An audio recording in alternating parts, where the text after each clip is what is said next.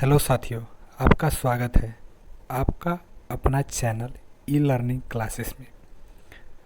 आज हम सब संचार, आकाशवाणी, दूरदर्शन, लिपि और भाषा से जुड़ी कुछ इम्पोर्टेंट क्वेश्चन करेंगे।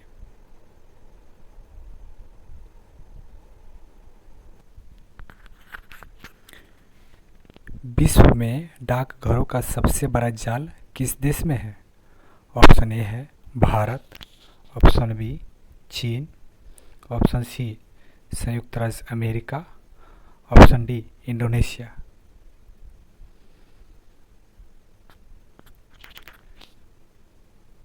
तो आंसर हो जाएगा ऑप्शन ए भारत।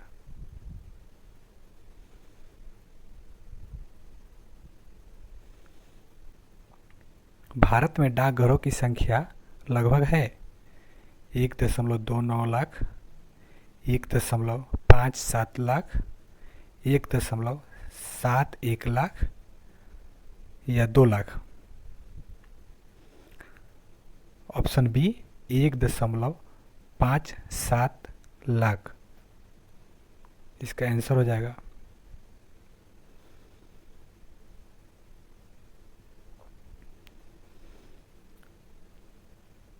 भारत में कार्यरत कुल डाकघरों का कितना प्रतिशत ग्रामीण क्षेत्र में कार्यरत है? 65%, 75%, 85% या 94%। इसका आंसर हो जाएगा ऑप्शन सी 89%।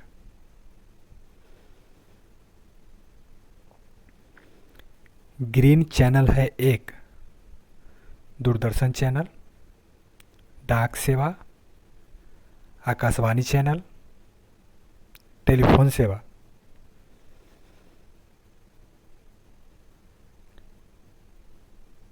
इसका ऑप्शन बी आंसर है डाक सेवा।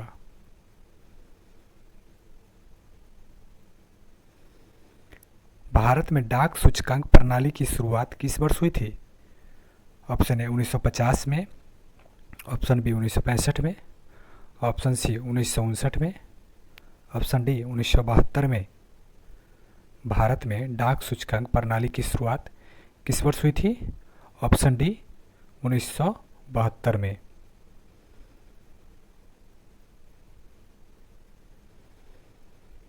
भारत को कितने डाक जोन में विभाजित किया गया है? Option A 8, option B 7, option C 9, option D 10। इसका ऑप्शन सी हो जाएगा 8।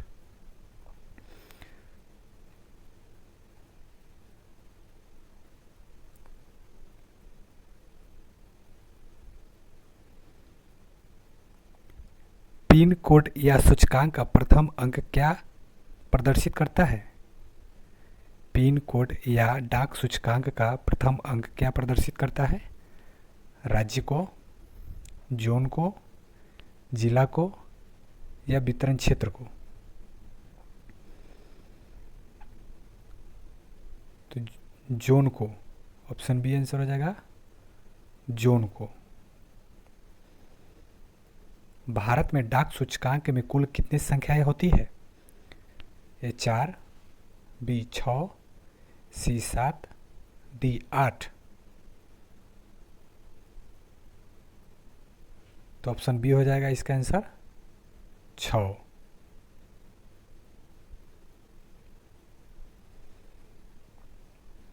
किस डाक सूचकांक के अंतर्गत देश में सर्वाधिक राज्य शामिल है? Option A 4, option B 7, option C 7, option D 10। Option C 7, जिसमें कुल राज्यों की संख्या 11 है। 10 राज्य है प्लस 1 केंद्र शासित प्रदेश है, टोटल 11 हो जाते हैं।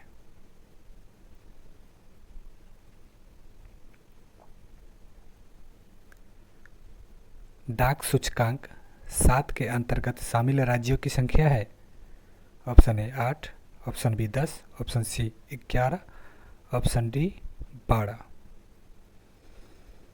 तो इसका आंसर हो जाएगा ऑप्शन सी 11।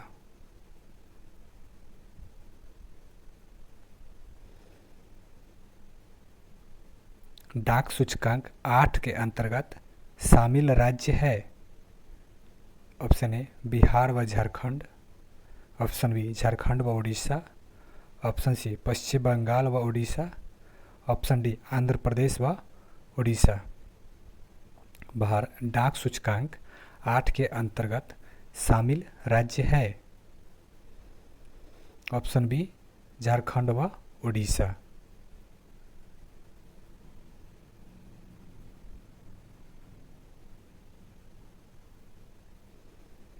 भारत में डाक टिकट किस गवर्नर जनरल के शासनकाल में शुरू किया गया था?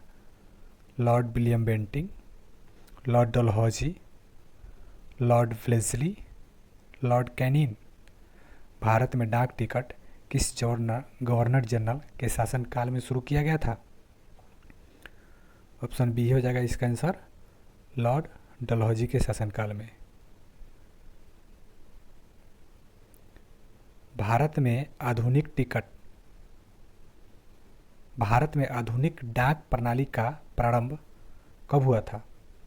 1837 में, 1852 ईस्वी में, 1854 ईस्वी में, 1880 ईस्वी में।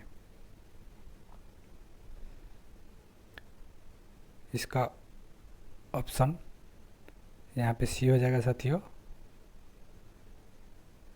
1854 में हुआ था। भारत में आधुनिक डाक प्रणाली का प्रारंभ कब हुआ था? 1854 में।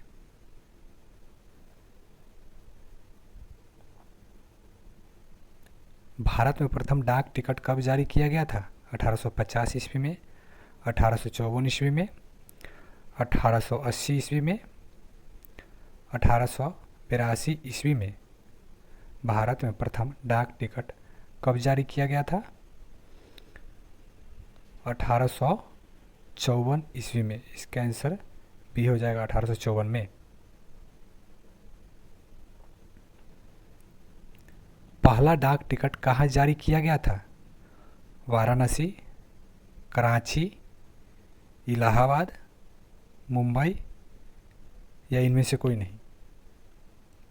ऑप्शन ए है Varanasi, option B Karachi, option C Allahabad, option D Mumbai, option E इनमें से कहीं नहीं। तो इसका आंसर हो जाएगा साथियों ऑप्शन ई, पहला डाक टिकट कोलकाता में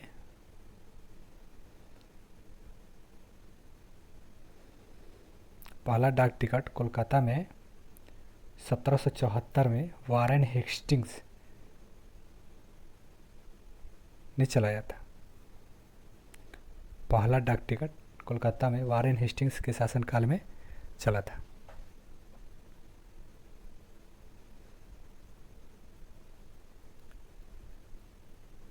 डाक विभाग की स्थापना कब हुई थी? 1854 ईस्वी में, 1880 ईस्वी में, 1882 ईस्वी में, 1884 ईस्वी में। डाक विभाग की स्थापना कब हुई थी? 1854 ईस्वी में। 1854 ईस्वी में डाक विभाग की स्थापना हुई थी।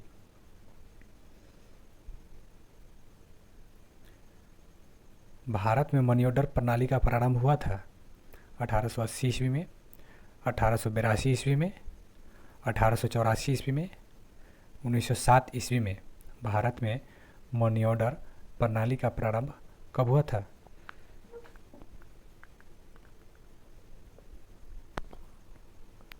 तो इसका ऑप्शन हो जाएगा ए, 1880 ईस्वी में। पहली बार भारत में मनी ऑर्डर प्रणाली का प्रारंभ हुआ था 1880 ईस्वी में। भारत में एसटीडी सेवा की शुरुआत कब हुई थी? 1950 में, ऑप्शन बी 1954 में, ऑप्शन सी 1960 में, ऑप्शन डी 1972 में। तो ऑप्शन सी हो जाएगा 1960 में। एसटीडी का फुल फॉर्म होता है subscriber trunk dialling. Subscriber trunk dialling STD का फुल फॉर्म होता है।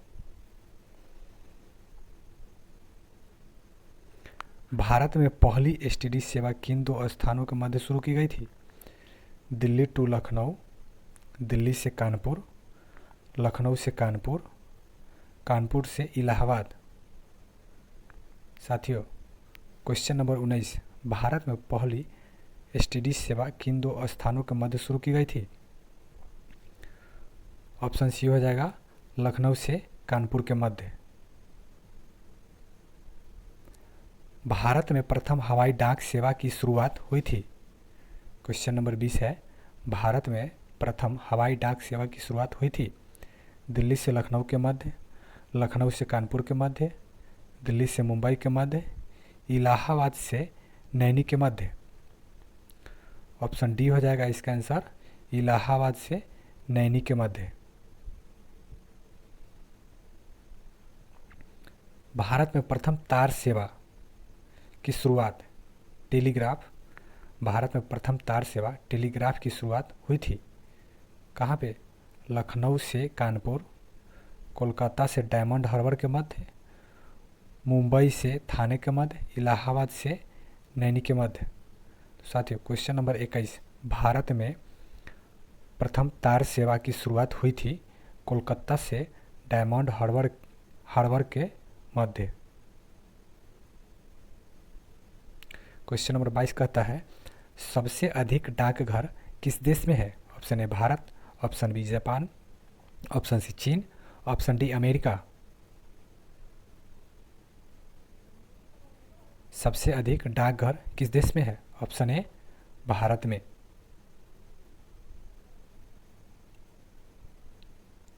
संपूर्ण विश्व में संचार का सबसे तेज और सस्ता साधन कौन सा है?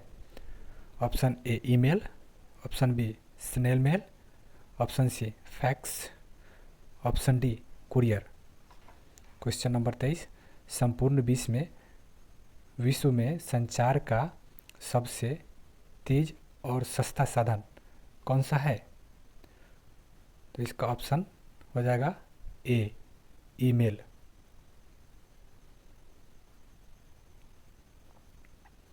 भारत में डाक घर निम्नलिखित में से कौन सी सुविधा नहीं देती है? बचत बैंक सेवा, म्यूचुअल फंडों का खुदरा लेन देन, डिमांड ड्राफ्ट जारी करना, जीवन बीमा सुरक्षा देना। साथियों, क्वेश्चन नंबर 24 में भारत में डाकघर निम्नलिखित में से कौन सी सुविधा नहीं देती है? तो ऑप्शन सी हो जाएगा इसका, डिमांड ड्राफ्ट जारी करना, यह सुविधा नहीं देती है।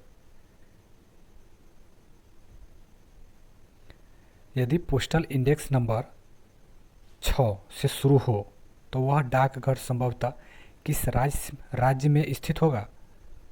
यदि पोस्टल इंडेक्स नंबर 6 से शुरू हो तो वह डाकघर संभवतः किस राज्य में स्थित होगा? महाराष्ट्र, केरल, कर्नाटक या आंध्र प्रदेश। तो क्वेश्चन नंबर 25 का आंसर हो जाएगा option B Kerala.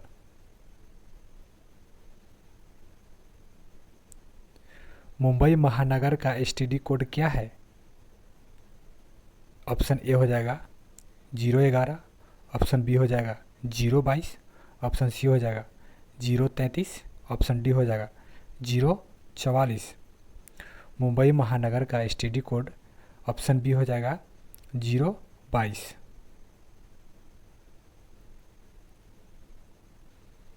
Question number 27 है, प्रोजेक्ट एरो का संबंध निम्नलिखित में से किसके आधुनिकीकरण से है? विमानपत्तन, डाकघर, सड़क परिवहन, रेलवे। प्रोजेक्ट एरो का संबंध निम्नलिखित में से किसके आधुनिकीकरण से है?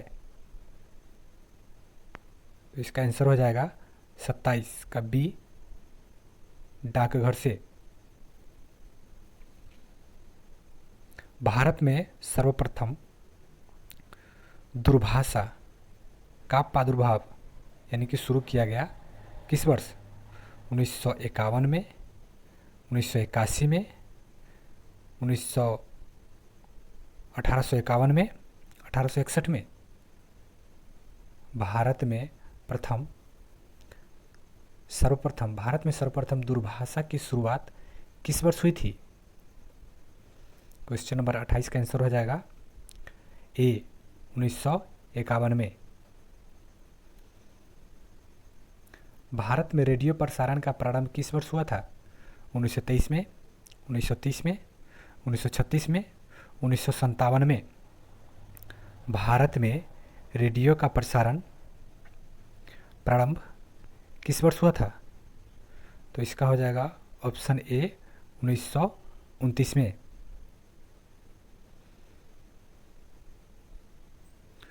दूरदर्शन के प्रथम समाचार वाचिका कौन थी? Option A Salma Sultana, option B Avinash Kaushal Shakira, option C Pratima Puri, option D Shobhana Jagdish. Doordarshan के प्रथम समाचार वाचिका कौन थी? तो इसका आंसर हो जाएगा option C Pratima Puri.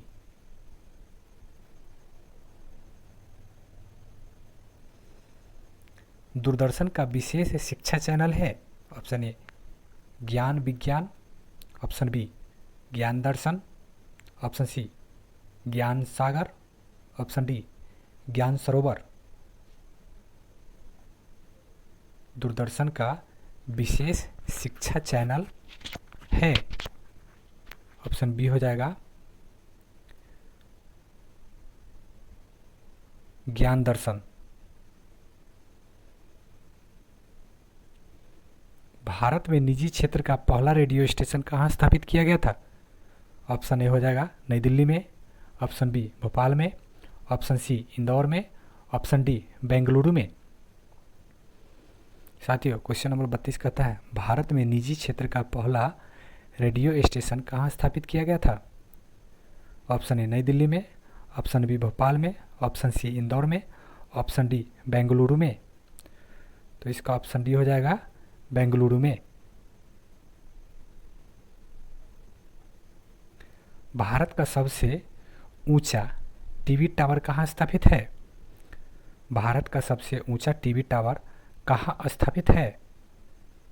Option A Fazilka में, ऑप्शन बी कोलकाता में, ऑप्शन सी मुंबई में, ऑप्शन डी रामेश्वरम में।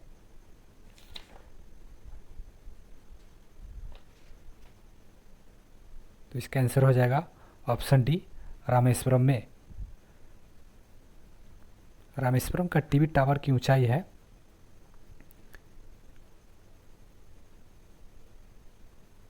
1060 फीट। 1060 फीट यहाँ का टीवी टावर की ऊंचाई है। मीटर में बताए तो 323 मीटर। साथियों इससे पहले फजिल्का था, इससे पहले फजिल्का में पहली बार टीवी टावर जो कि पंजाब में पड़ता है वहाँ की ऊंचाई थी 1000 फीट।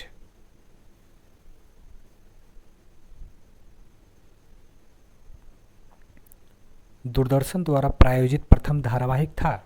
क्वेश्चन नंबर 34 कहता है दूरदर्शन द्वारा प्रायोजित प्रथम धारावाहिक था हम लोग, बुनियाद, रामायण या शांति?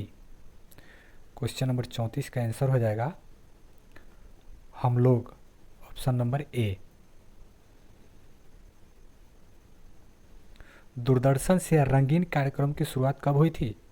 1971 में, 1975 में, 1982 में, 1984 में। दूरदर्शन से रंगीन कार्यक्रम की शुरुआत कब हुई थी? क्वेश्चन नंबर 35 का आंसर हो जाएगा 1982 में। अशोक के शिलालेखों की क्या लिपि है? अशोक के शिलालेखों की क्या लिपि है? Devanagari, option B Brahmani, option C Gurmukhi, option D Urdu. तो क्वेश्चन नंबर 36 का आंसर हो जाएगा ऑप्शन बी ब्राह्मणी।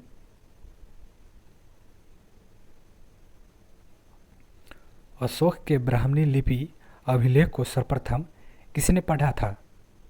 अशोक के ब्राह्मणी लिपि अभिलेख को सर्वप्रथम किसने पढ़ा था? James Prinsep, option B R Goyal, option C HD Sankalia, option D BN Mishra.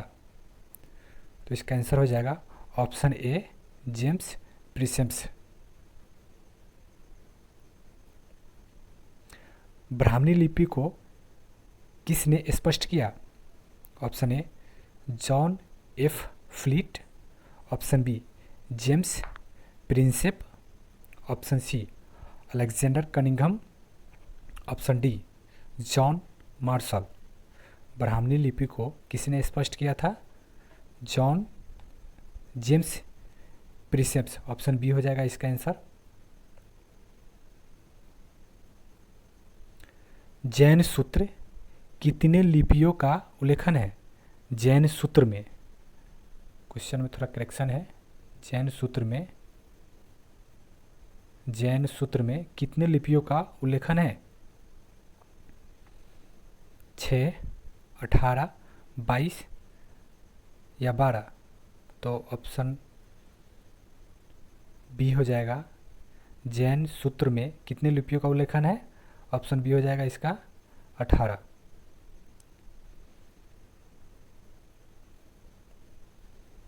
बौद्ध ग्रंथ ललित विस्तार में कितनी लिपियों का उल्लेखन है?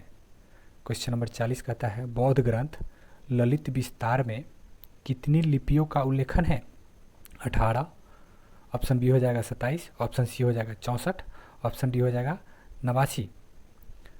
तो इसका सही आंसर हो जाएगा ऑप्शन सी 64।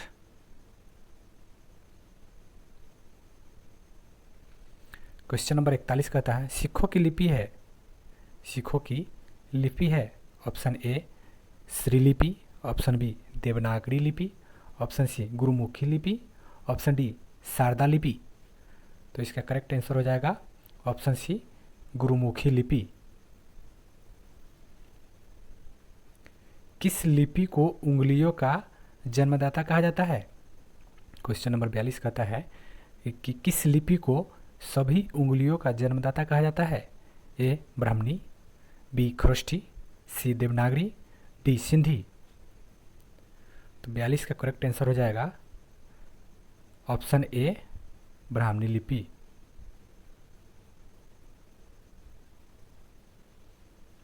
ब्राह्मणी लिपि लिखी जाती है। ऑप्शन ए बाएं से दाएं की ओर, ऑप्शन बी दाएं से बाएं की ओर, ऑप्शन सी इनमें से दोनों, ऑप्शन डी इनमें से कोई नहीं। तो ब्राह्मणी लिपि लिखी जाती है। क्वेश्चन नंबर 43 का सही करेक्ट आंसर हो जाएगा ऑप्शन ए बाएं से दाएं की ओर।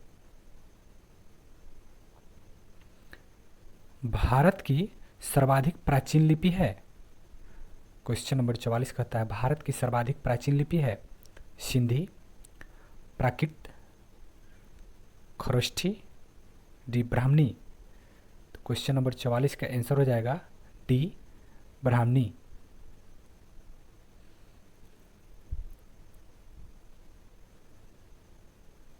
भारतीय संविधान में हिंदी को कहा गया है। क्वेश्चन नंबर 45 करता है भारतीय संविधान में हिंदी को कहा गया है राष्ट्रभाषा, देशभाषा, राज्यभाषा, देवभाषा। तो भारतीय संविधान में हिंदी को राष्ट्रभाषा कहा गया है।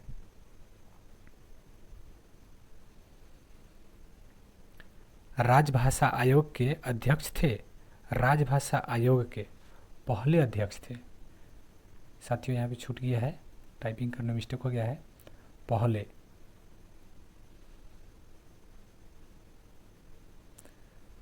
राष्ट्रभाषा आयोग के पहले अध्यक्ष थे, कहने का मतलब है प्रथम।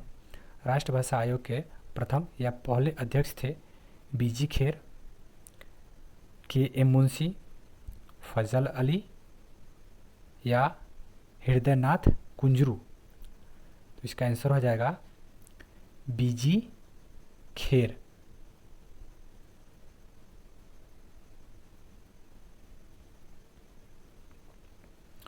मुगल काल की राजकीय भाषा थी। क्वेश्चन नंबर 47 कहता है मुगल काल की राजकीय भाषा थी उर्दू, फारसी, तुर्की या अरबी। तो मुगल काल की राजकीय भाषा थी, ऑप्शन बी इसका करेक्ट आंसर हो जाएगा, फारसी। भारतीय भाषाओं को कितने प्रमुख वर्गों में बांटा गया है। क्वेश्चन नंबर 48 है भारतीय भाषाओं को कितने प्रमुख वर्गों में बांटा गया है। ऑप्शन ए हो जाएगा 6, option B 4, option C 8, option D 3। तो इसका सही आंसर हो जाएगा ऑप्शन बी 4 वर्गों में। भारतीय भाषाओं को कितने प्रमुख वर्गों में बांटा गया है, तो 4 वर्गों में बांटा गया है। द्रविड़, मुंडारी, भौरोपी, नागर भाषा समूह पूर्वोत्तर राज्य में, ये 4 भाषाएं में बांटा गया है भारतीय भाषाओं को। भारत के संविधान द्वारा कितनी भाषाएं स्वीकृत है। कहने का मतलब है भारतीय संविधान में कितनी भाषाएं स्वीकृत है। Option A 20, option B 15, option C 22, option D 27। तो इसका करेक्ट आंसर हो जाएगा ऑप्शन सी 22। क्वेश्चन नंबर 50 आपके स्क्रीन पे है किस काल की लिपि को चित्रात्मक लिपि कहा जाता है। क्वेश्चन नंबर 50 कहता है कि किस काल की लिपि को चित्रात्मक लिपि कहा जाता है। ऑप्शन ए सिंधु काल, ऑप्शन बी मौर्य काल, ऑप्शन सी वैदिक काल, ऑप्शन डी गुप्त काल। तो इसका सही आंसर हो जाएगा ऑप्शन ए सिंधु काल।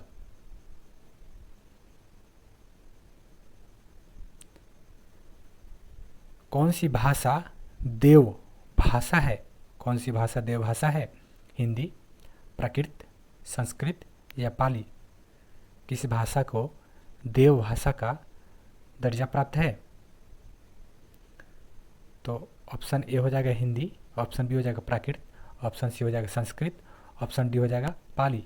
तो इसका सही आंसर हो जाएगा ऑप्शन हो जाएगा ऑप्शन सी संस्कृत।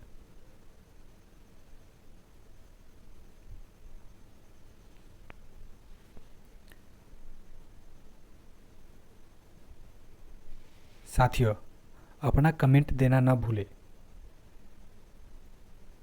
साथियों अपना कमेंट दे कि यह क्लास आपको कैसा लगा। आपको क्लास अच्छा लगे तो लाइक एंड सब्सक्राइब और अपने दोस्तों को शेयर करें।